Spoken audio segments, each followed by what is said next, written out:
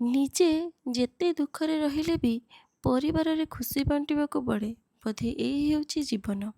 Hello everyone, ମୁଁ ନେହା ସ୍ୱାଗତ ଜଣାଉଛି ମୋର ଆଉ ଗୋଟେ ମିନି ବ୍ଲଗ୍କୁ। ଆପଣମାନେ ତ ଜାଣିଛନ୍ତି ମୋର କେଉଁ କାରଣ ପାଇଁ ମନଟା ଭଲ ନାହିଁ। ହେଲେ କ'ଣ କରିବି, ନିତ୍ୟକର୍ମ ତ କରିବାକୁ ହିଁ ପଡ଼ିବ।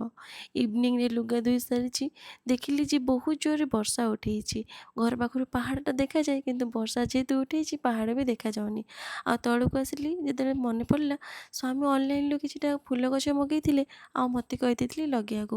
ଟୋଟାଲି ଭୁଲି ଯାଇଥିଲି, ସେଥିପାଇଁ ତରତରରେ ଗଛ ଗୁଡ଼ାକ ଲଗାଇଦେଲି। ଆଉ ଗଛ ଲଗେଇକି ଯେତେବେଳେ ଗଛରେ ପ୍ରଥମ ପାଣି ଦେଉଥିଲି, ସେତେବେଳେ ଦେଖିଲି ଯେ ଝିପିଝିପି ବର୍ଷା ପକାଇବା ଆରମ୍ଭ କଲାଣି।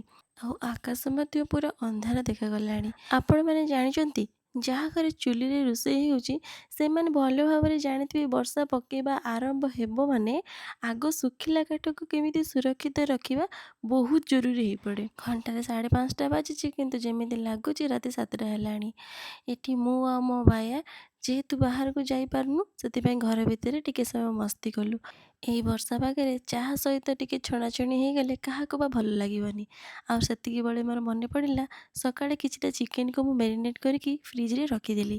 ଆଉ ଏବେ ତାକୁ ନେଇ ଆସିଲି ଫାଷ୍ଟ ଛାଙ୍କିବା ପାଇଁ। ଚାଲନ୍ତୁ ମୁଁ ଆପଣମାନଙ୍କୁ କହୁଛି ଚିକେନ୍କୁ ମ୍ୟାରିନେଟ୍ ମୁଁ କେମିତି କରିଥିଲି। ନର୍ମାଲ୍ ୱେରେ ଫାଷ୍ଟ ମୁଁ ଲୁଣ ଦେଇଥିଲି, ତାପରେ ଯାହା ବି ଆମ ପାଖରେ ଗୁଣ୍ଡ ମସଲା ଅଛି, ହଳଦୀ, ଲଙ୍କାଗୁଣ୍ଡ, ଜିରା ଗୁଣ୍ଡ, ଧଣିଆ ଗୁଣ୍ଡ, ଚିକେନ୍ ମସଲା, ଗୁଣ୍ଡ ମସଲା ଦେଇସାରିଲା ପରେ ମୁଁ ଦେଇଥିଲି ଅଦା ଆଉ ରସୁଣର ପେଷ୍ଟ।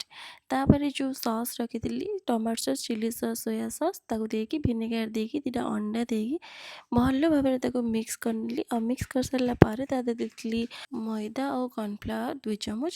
ତାକୁ ଭଲ ଭାବରେ ମିକ୍ସ କରିକି ସକାଳେ ରଖିଦେଇଥିଲି ଫ୍ରିଜ୍ରେ। ଆଉ ମୋତେ ଲାଗୁଛି ଏଇଟା ସୁନ୍ଦର ପାଗ ଦେଇଛି ଚିକେନ୍ ପକୋଡ଼ା ବନେଇବା ପାଇଁ। ତ ମୁଁ ପକୋଡ଼ା ବନେଇକି ସମସ୍ତଙ୍କୁ ଦେଇଦେଲି। ମ୍ୟାରିନେଟ୍ କରି ରଖିଥିବା ଚିକେନ୍ରେ ମୁଁ 2 ପ୍ରକାରର ପକୋଡ଼ା ବନେଇଥିଲି। ଗୋଟେ ପିଆଜ ଆଉ ଭୃସଙ୍ଗ ପତ୍ର ଦେଇକି ଗୋଟେ ବନେଇଥିଲି, ଆଉ ଗୋଟେ KFC ଷ୍ଟାଇଲ୍ରେ ବନେଇଥିଲି ଅଣ୍ଡା ଗୁଳ ଆଉ କର୍ଣ୍ଣଫ୍ଲାୱାର ଦେଇକି। ଆଉ ଖାଇକି ତ ସମସ୍ତେ ବହୁତ ଟେଷ୍ଟି କହିଲେ, ଆଉ ମୋ ମନ ବି ବହୁତ ଖୁସି ହେଇଗଲା। ଆଉ ଯେହେତୁ ମୁଁ ଗୋଟେ ଶାକାହାରୀ ମଣିଷ, ତ ମୋ ପାଇଁ ମୁଁ ବନେଇଥିଲି ରାଇସ୍ ପେପର୍ ରୋଲ୍। ଆଉ ସତ କହିବି ଏଇଟା ବି ବହୁତ ଟେଷ୍ଟି ଥିଲା। ତ ରୋଲ୍ ଖାଇକି ମଜା ହିଁ ଆସିଗଲା। ଆପଣମାନେ ବି ଏମିତି ଘରେ ବନେଇକି ଖାଆନ୍ତୁ ଆଉ ବର୍ଷାର ମଜା ନିଅନ୍ତୁ। ଦେଖା ହେବ ଆଉ ଗୋଟେ ଏମିତି ସୁନ୍ଦର ଭିଡ଼ିଓରେ। ସେତେ ପର୍ଯ୍ୟନ୍ତ ରହିଲି, ଜୟ ଜଗନ୍ନାଥ।